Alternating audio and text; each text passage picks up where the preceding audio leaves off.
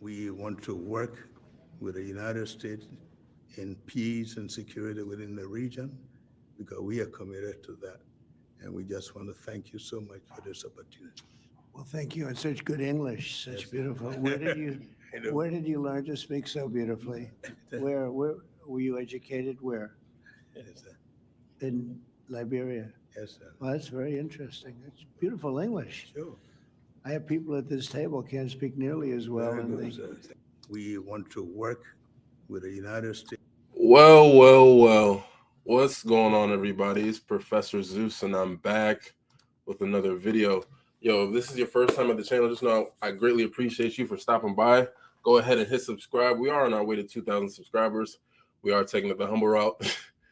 As you guys can see from this video, it's definitely interesting to say the least. So yesterday, during the White House lunch with leaders from 5 African nations: Gabon, Guinea-Bissau, Liberia, Mauritania, and Senegal. President Trump, they were having a discussion about different things, and President Trump, after you heard the president of Liberia, I believe his name is Joseph Boakai. President Trump complimented him on his English, and it's just so interesting because a lot of people make the arguments, there's always backhanded racism with people who are African who look like us. I'm not even trying to make this a race thing, but there have been several instances in life where you might be speaking and somebody be like, oh my God, your English is so good, where are you from, where did you learn that? And it's just so funny because we're going to talk about it, but Boakai, he's a seasoned politician. He's obviously educated in Liberia, and for the president of America to not know that Liberia is actually their official language is English, and it's been English since it was founded in 1822. A lot of people are having a conversation about this because a lot of people are saying, there's a lot of ignorance going on, covert racism, and some people saying, it's a well-meaning compliment, different things like that. And a lot of people are, raising questions about cultural awareness, diplomatic preparation, and, the broader implications of, different remarks like that when it comes to international relations. So, we're going to have just a quick discussion about this, what this looks like, and just different things that go on when, different interactions like this occur. But just to give you a historical context about Liberia, right? Liberia was founded in 1822 by the American Colonization Society, and Liberia was established as a colony for actual free Black Americans, which included a lot of enslaved individuals and free-born African Americans. So in 1847, Liberia declared independence, which, modeled its constitution and flag after the United States, and even named its capital, the capital of Liberia, after the U.S. President James Monroe. So English has been the official language from Liberia since the beginning. And, it's been used in government, education, commerce, retail, different things like that, with a distinct American influence accent due to, the country's origins. Now, with that brief history, President Trump's, surprise at, the president of Liberia speaking so fluently in English, which is obviously his native language, it's like there's a lack of awareness, right, about a nation that was long considered a close ally to America, right? Because a lot of Liberians look at America as like the big brother. So, this type of context really amplifies the perception that, President Trump's comment was not just a diplomatic faux pas, but, potentially reflective of, outdated stereotypes about African nations and their leaders. So, a lot of the immediate reactions to President Trump's remarks were obviously polarized. Some people felt this way, a lot of people felt the other way.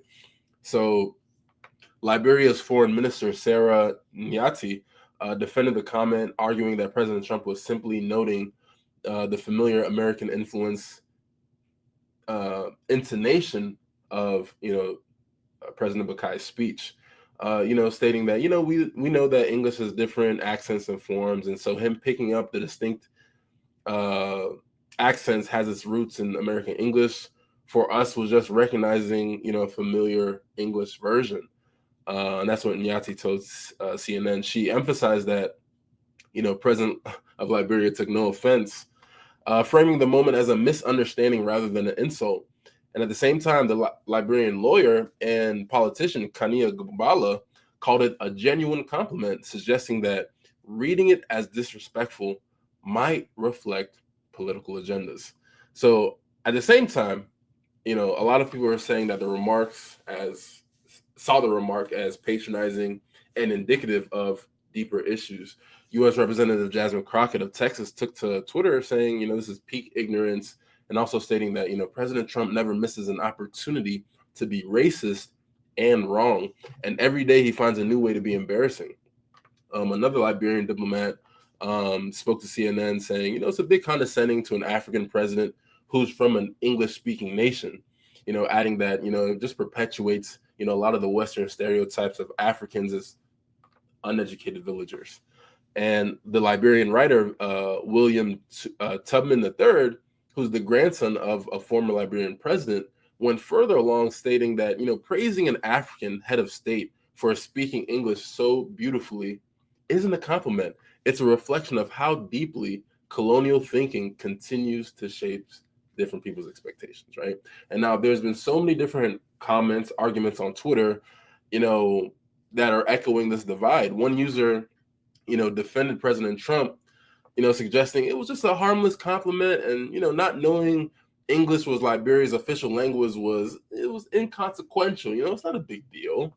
And at the same time, other people are saying, it was a passive-aggressive racism, arguing that such remarks subtly reinforce stereotypes about African inferiority, right? And the phrase "such good English" struck a lot of critics as particularly loaded, right? Implying that a lot of the surprise that an African leader could speak fluently is a sentiment rooted in colonial stereotypes, right? So we got to ask ourselves, right? Is this covert racism or innocent, mess ups? The accusation of, covert racism, it latches onto the idea that President Trump, his comments reflect on unconscious bias, right? Assuming that an African leader's fluency in English is exceptional, right? Rather than expected. So a lot of people are arguing that this assumption stems from colonial mindset that views African nations as inherently less developed or educated, right? And at the same time, people are comparing this to an incident back in 2007 where then Senator Joe Biden called Barack Obama articulate and later apologized for the racially charged implication because it underscored how I guess such remarks can be interpreted as backhanded compliments. Now, a lot of defenders are arguing that intent matters, right? The White House spokesperson Anna Kelly called the remark a heartfelt compliment tied to a historic moment for U.S.-African relations. And at the same time, sources like Pravada, they were speculating that President Trump might have known English was Liberia's official language and used the comment to strategically unsettle Boakai or try to assert dominance. Through this interpretation, it lacks, evidence and assumes that, a level of calculation that, some other people would like to dispute. And, without any clear evidence of malicious intent, this incident could be seen as an innocent mistake to some, although, it does highlight a lack of cultural sensitivity, right? And, President Trump saying, I have people at this table who can't speak nearly as well, potentially directed at the other African leaders who, were using translators, it kind of adds to the perception of just being condescending. So at the same time, contrasting Boakai's English with others at the table, President Trump may have, without knowing, diminished the linguistic diversity of the group, right? Like ignoring the leaders like Senegalese President Bassirou Faye, who, they were speaking in their native language and, speaking through translators, which is standard. It's a standard diplomatic practice. But, it's pretty interesting because it also raises questions about just being prepared when you're talking to different leaders. Basic diplomatic protocol involves briefing leaders on certain key facts about their counterparts, right? Such as the official language of their countries and, thinking about Liberia's historical ties to the United States and its status as an English-speaking nation. It's well documented. And a lot of people on Twitter are saying that, hey, you'd think the president would be briefed by his people about, Liberia and its current leader before the meeting. Even the Washington Post reported that the meeting was scheduled in advance, suggesting that there was enough time to actually be prepared for this meeting. So, this oversight is just poor on the administration's part. You know what I'm saying? And it's just funny, right? Because I told you guys before, right? My ethnic background, I'm Nigerian, but I was born and raised here, even though I occasionally go back to Nigeria. My wife, she was born and raised in Nigeria, but she's a U.S. citizen now ever since we got married. But sometimes when we're out and she might be speaking to people, some people are like, oh my God, your English is so good. Even though my wife is a lawyer and she was educated in Ghana at an international school, so she was extremely exposed. But when she speaks, she might have, a slight accent. So people, when people realize that she's a lawyer or, that she has a wealth of knowledge and knowing that her school and everything like that was in English, and for her to speak, people are like, oh my God, your English is so great. So when I seen this, I'm like, oh man, it's definitely crazy. It's definitely crazy. And we all have different ways of speaking.